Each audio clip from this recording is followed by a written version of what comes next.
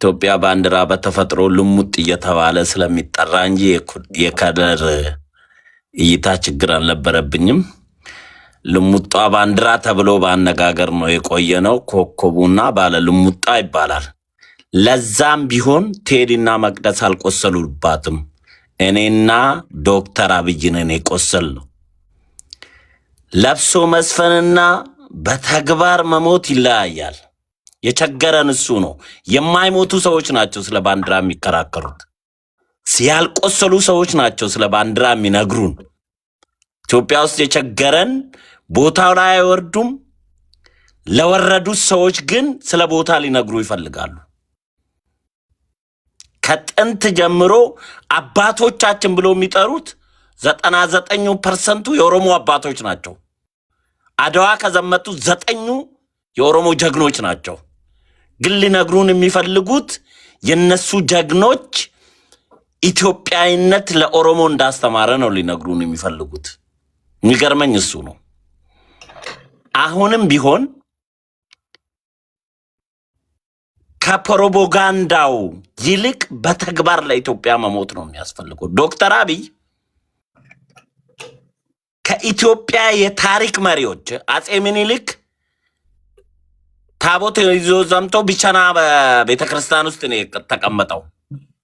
ዶክተር አብይ ሬንጀሩን ለብሶ በኢትዮጵያ ታሪክ በአፍሪካም ታሪክ ሊሆን ይችላል ወንበሩን ለሌላ አካል ሰጥቶ ደመቀ መኮንን በእኛ ለአማራ ባንሰጠው እኛ እንዲህ ባንሆን ኖሮ የሚሉን ሰዎች ሻንጣ ሸክፈው ከሀገር ሲጠፉ ነው ዶክተር አብይ ኤርፖርትን ዘግቶ አንድም ከሀገር መውጣት የለበትም ብሎ ሬንጀር ለብሶ ግንባር ሄደው። አንዴ ቃል መስፍን ባንዲራ ለብሶ መዝመርና ባንዲራ ለብሶ ሰላማዊ ሰልፍ መውጣትና ግንባር ሄዶ መውደቅ ይለያያል። ስለ ባንዲራ ልትነግሩት የምትፈልጉ ሰዎች ለማን ነው? ማን ነው ለባንዲራ የሞተው? እኛስ ስለ ባንዲራ ልናስተምረው የምንፈልገው ለማን ነው ብላችሁ ራሳችሁን ጠይቁ። አንዳንዳቻችሁ ቴዲ ስለ ኢትዮጵያ ለአብይ ሊነግር ይፈልጋል። አዝማሪ ለኮሎኔል መቅደስም ለኔ ስለ ልሙጥ ኢትዮጵያና ስለ ኢኮኮብ ለኔ ልታስተምረኝ ትፈልጋለች ማለት ነው። ስለዚህ አንዳንድ ጊዜ ባላዋላችሁበት ጎታ ላም ባላለችበት ኩበት አትልቀሙና በዛ ብትማሩ በተግባር ቢሆን ሁሉ ነገር ኢትዮጵያ በየት በደረሰች ለማለት ነው። ታንኪዩ ቴዲ ስለተሰጠኝ እድል። ታንኪዩ መስፍኔ።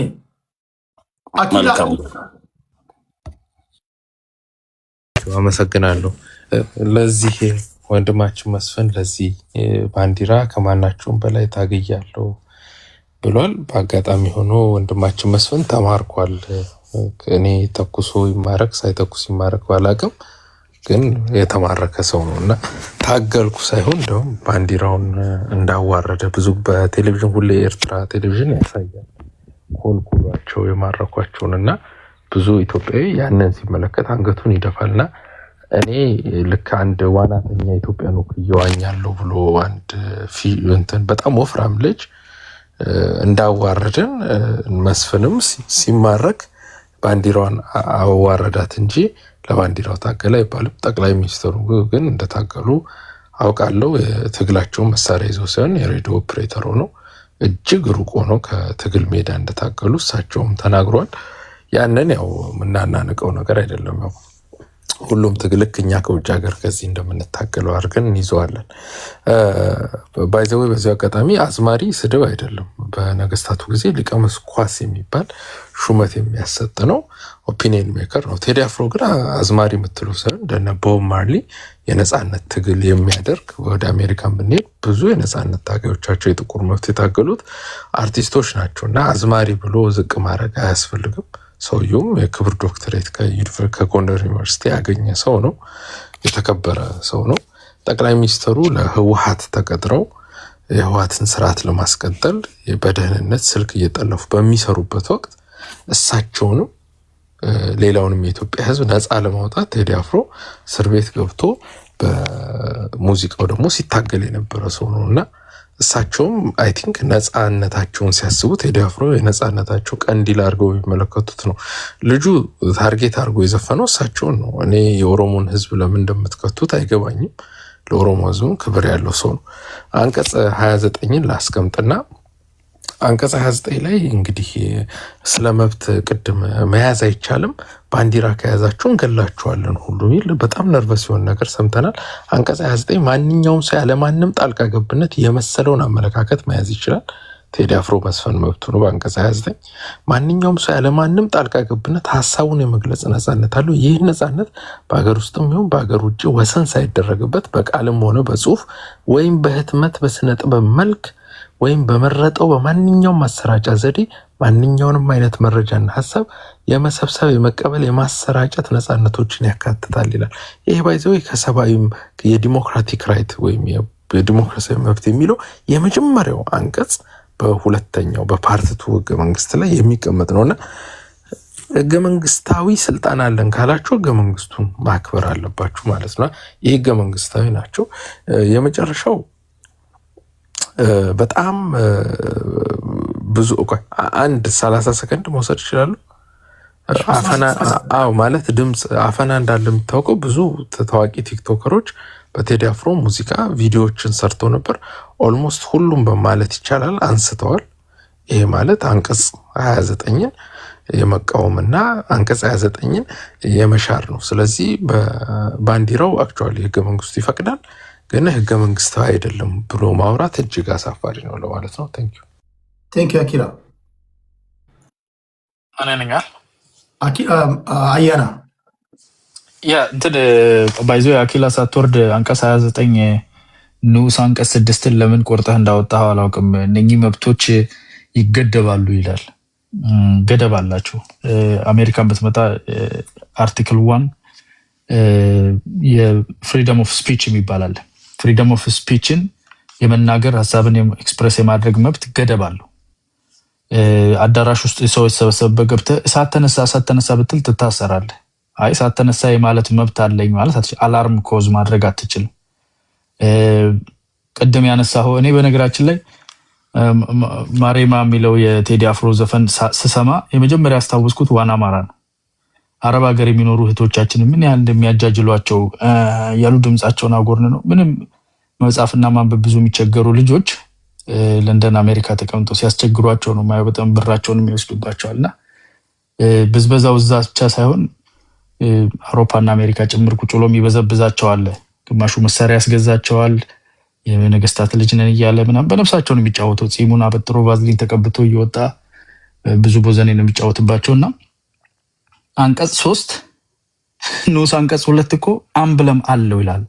አርማ አለው ማዕከሉ ላይ ቢጫው ላይ አርማ አለው ይላል። አርማ አለውና አርማ የሌለው ነው ልሙጥ የሚባለው ለዛ ነው። አርማ የሌለው ይህ ህገ መንግስታዊ ነው። አርማ ያለው ደግሞ ህገ መንግስታዊ ነው። አርማው ኮከብ ነው፣ ጨረቃ ነው፣ ጽጌረዳ ነው፣ ምን አገባኝ። አርማው ግን ምክንያት አለው ይናገራል። አርማው ደግሞ ለምን እዛ ጋር እንደተቀመጠ አርማው እዛ ጋር የተቀመጠው ያለ አርማ ያለው የብሔር ብሔረሰቦችና ህዝቦችን የስልጣኔ በላይነት የነሱን ኃይል የሚያረጋግጥ አይደለም። ይሄኛው የነሱን እኩልነት ለመግለጽ ነው የተቀመጠው ይላል። አሁን አያናን ለማረም ስትጋጋጥ ይሄን ማንበብ ነበረብህ። ልክ አንቀጽ 29 ላይ እንዳደረገው ንዑስ አንቀጽ 6 አለው። ንዑስ አንቀጽ ማንበብ እንጂ አንቀጽ ብቻ አንብበህ ወደ ብር ስብሰባና ፖለቲካል ሲግኒፊካንስ ለመግዛት ከመሯሯጥ በጣም ወሳኝ ነው። አንቀጽ 2 ኤምብለሙ ከሌለው የጥንት የኢትዮጵያውያን በመሐከላችን የተፈጠሩ የመስተጋብር ኢሹዎችን ስቲል ይዤ መምጣት ፈልጋለሁ ቢል በተለይ ደግሞ አርማ የሌለውን ኤምብለም የሌለውን ባንዲራ ይዘህ ከጦር መሳሪያ ጋር አያይዘህ ህገ መንግስትን በጉልበት እንዳለው ይያልክ ያንኑ ህገ መንግስት በጉልበት እንዳለው የተባለውን ሰንደቅ ሳትቃወም ከተማ መሃል ደግሞ እናንቀሳቀሳለሁ ስትል አያቶች የተሰቀሉበት ምናምን የሚባል ተረት የለም። አንደኛ ሀገሪቱ ነባራዊ ህገ መንግስት አላት። ህገ መንግስቱ በግልጽ ያስቀምጣል። እሺ ህገ መንግስቱ በግልጽ ያስቀምጣል። ኤምብለሙን ወደዋለሁ አፈቅረዋለሁ መብትህ ነው። ግን ደግሞ ይሄ ባንዲራ ጦር መሳሪያ ላይ ተጠምጥሞ ክልሎች ሲታመስበት ህዝብ ሲገደል አስተማሪ ሲረሸን ማስቆም ነበረበት። እሱን ደስ ብሎ እየተቀበልክ እዚህ ጋር ደግሞ ተመልሰ መጣ አይ ህገ መንግስታዊን አልቀበልም እኔ ህገ መንግስትን በቤቴም በውጭም ሽራለሁኝ ሐሳቤ መግለጽ መብት አለኝ። ይሄ ቁንጽል የሆነ ዕውቀታችሁን እንትን በሉ። ቴምር ሰኔ 15 ላይ ክልሉ ውስጥ እርስ በርስ የተገዳደሉት በጣም ግልጽ ሆኖ እየወጣ ነው። እና ዶክተር አምባቸው ምን እንዳደረጉ አሁን አፋብን የሚባለው ድርጅት ውስጥ ኢንፍሉዌንሻል የሚባሉ ሰዎች ጎንደርን ጠል የሆነው አሰራር ምን እንደፈጠረ ተጋልጦ እየወጣ ነውና እሱን ለማላከክ መስፍን ፈይሳ ይመንልኝ ብላለች። ቀልድ ነው። ከዛ ራሳችሁን ቆጥቡ። ተክደናል የሚለው ቃል የተገባላችሁን ነገር ንገሩ። ምንድነው የተካዳችሁት? ቃል የተገባላችሁን እንጂ በ1973 ቦምብ ፈንድቷል፣ በ86 አክስቴ ታማለች አይሰራም።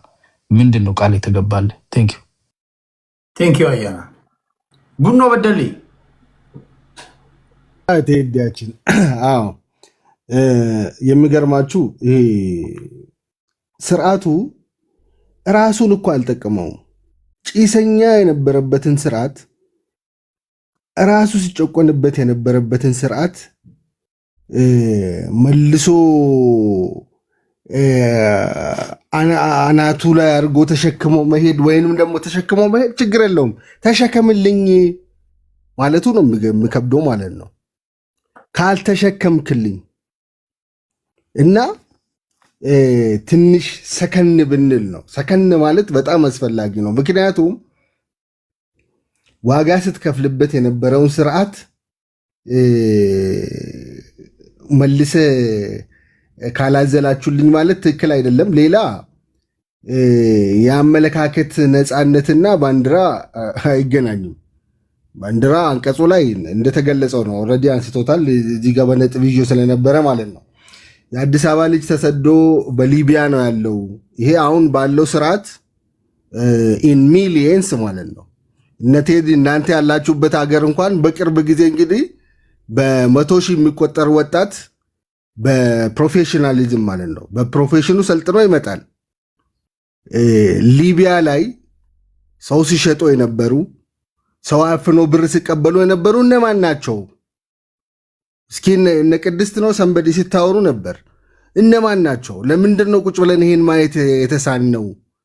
በህግ ታስሮ ያሉ እነማን ናቸው? ዛሬ እያሳደርናቸው እየያዝናቸው ነው ያለን እነማን ናቸው? እነ ሞላ አይደሉም እንዴ? እነ ጌታቸው አይደሉም እንዴ? ብር እየተቀበሉ ይሄን ብር ካላስገባችሁ የተባለ ሊቢያ ላይ ተይዞ እንትን እያደረጉ እነማና ለምንድን ነው የማታዩት? እና የድመት ፖለቲካ እየተሰራባችሁ የድመት ፖለቲካ በራሳችሁ ላይ እየሰራችሁ ፕሌስ በደንብ ቁጭ ብለን ሰከን ብለን ብናይ ጥሩ ነው። ባይዘወይ በዘፋኝ በነ ቴዲ አይነት በኦሮምኛ ያወጡ ልጆች አሉ። በእነሱ አይነት ሀገር አይረበሽም። ባይዘወይ ሀገር በእናንተ ምንም ማለት ነው በዜሮ ሰሚ ነው የምናባዛው። ባይዘወይ ግን ህዝብና ሁከትና ብጥብጥ ለመፍጠር ለምሳሌ ማታ ለቡ አካባቢ 2 ቤቶች ተዘግተዋል። ከፊት ለፊት የኦሮምኛዎቹን ለቋል፣ ከዛኛው የቴዲ ዘፈን ለቋል። መሀል ላይ ህዝብ ሲረበሽ ነበር። ይሄ ዲሞክራሲ ነው የምትልበት አንድ ምክንያት የለም። ዘግተናል ማለት ነው። እንደዚህ አይነት የምትፈጥሩ አሁንም ከተማ ውስጥ ያሉት የመሸታ ቤቶች በአንድ በኩል በዛኛው ከፍተ በዚህ በኩል ፉከራ የምታስመስሉት ስርዓት መታቀብ አለባችሁ። ለሚወሰድባችሁ የማስተካከያ እርምጃ ማንም ኃላፊነት የሚወስድ መሆኑን እንድታቁ ነው የምናሳስበው ከወዲሁ። ቴዲ እናመሰግናለን። ቴንኪው ቡኖ በደሌ። ቅድስታችን እንዴት ነው እየዘለልኩሽ? ቅድስት ችግር የለውም። የቸኮሉት ሄዱ ብዬ ነው እኔም ዝም ያልኩት። ቴዲ አመሰግናለሁ። እኔ በተነሱት ሀሳቦች ላይ ነው ጠቅላላ አድርጌ ሀሳብ መስጠት የምፈልገው።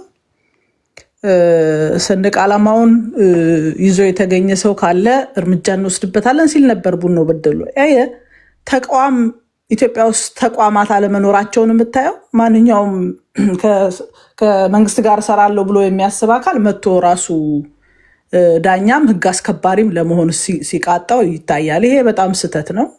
ልታስር ትችላለህ፣ ልታባረር ትችላለህ፣ እንደፈለገ ልታረግ ትችላለህ። ህዝብ ግን ይታገላል። ፍላጎት ያለው ህዝብ መቼም 50 ዓመት ልትፈጅ ትችላለህ፣ 10 ዓመት ሊሆን ይችላል፣ 2 ዓመት፣ 1 ዓመት። የህዝብን ፍላጎት በማሰር በማሰደድ በማለት ማፈን አይቻልም። የሚሻለው የህዝብ ፍላጎት ምንድን ነው፣ ምን ብናደርግ ይሻላል ብሎ ተረጋግቶ ማሰብና መስራት ነው የሚሻለው እንጂ እንትን ስላረጋ አስረዋለሁ እንትን ስላረጋ ምንም ስልጣን እስኪያስክ ድረስ ልታረግ ትችላለህ፣ ግን እስከ መቼ ድረስ በዚህ ትቀጥልበታለህ ነው። ይሄ የማይጠቅም ነገር ነው። ቴዲ ለኢትዮጵያውያን ሁሉንም ነገር በሰዓቱ እንትን ሳይበለሻሽ በቃ የምንለውን ትክክል ያልሆነውን ነገር መተቸት እንድንችል እንድንሳተፍ፣ በተለይ ይሄ ዳር ላይ ቆሞ የሚያየው ኢትዮጵያዊ በስነስርዓት ጉዳዮችን በአንክሮ እንዲያይ ነው። የተሰማውን ያየውን ነገር ነው ያመጣው። ለይቶ ለእንትና ነው ለእንትና ነው ለእንትና ነው አላለም። እነ መስፍን ተነስተው እኛን ኢትዮጵያዊነት አታስተምሩንም፣ እኔ ነኝ ለሀገሪቷ እንትን ያልኩትኝ፣ አንቺ ሄደሽ አልታገድሽላትም። እንግዲህ ተመልከት 19 ይሄ የኢትዮጵያና የኤርትራ ጦርነት በነበረ ሰዓት የታገለ ሰውዬ አረንጓዴ ቢጫ ቀይ ባንዲራ ይዞ ጦርነት ገባው የሚል ሰው አረንጓዴ ቢጫ ቀዩን ግን አይኑን አልየው ይላል። ቅድም አኪላ ሲል እንደነበረው ስለተሸነፈ ነው መሰለኝ ወይም ስለተማረከ ባንዲራውን ሳይ ደሙ ይፈላል ማለት ነው። ይወደኩለት ይላል ሄጄ ተጋድያለሁ ምናምን ብሎ ግን አሁን መጥቶ ያንን ባንዲራ አለ ይላል። የኤርትራ ባንዲራ መስሎት ይሆን እንዴ? የኢትዮጵያ ባንዲራ ነበር ያን ይዞት የነበረው። ስለዚህ እኛ ለባንዲራችን ክብር መስጠት አለበት። ክብርን ማሰጥ ከሆነ የጊዜ ጉዳይ ነው። ከዚህ በፊት ኢህአዴግን ታግሎ ኢትዮጵያዊ ጥሎታል። ነገ ማልተ ትወድቃለህ ነው በቃ። እስከዛ ድረስ ግን ማንም አይነካኝም ብለህ ደረትን መንፋት ትችላለህ፣ እንደፈለገ ማስፈራራት ትችላለህ ምናምን ምናምን። ግን ከህዝብ ትግል የሚያመልጥ ነገር የለም። ለማንም የማይጠቅም ነገር ነው ያልተጠሩበት። እኔ አሁን ግራ የገባኝ ቴዲ እንትናን ነው አላለም። አንዳንዶች መጥተው እኛን ነው ብለው መከራ እያዩ ነው ያሉት። ስለዚህ ቴዲ ያደረገው ነገር ልክ ነው። ባለበት ቦታ ውሰደው ብሎ ነው ያስቀመጠው። የወሰዱ ሰዎች እጃቸውን እያወጡ ነው። ቴዲ እግዚአብሔር ይስጥ፣ ተባረክ። የኢትዮጵያውያን ድምፅ ነህ።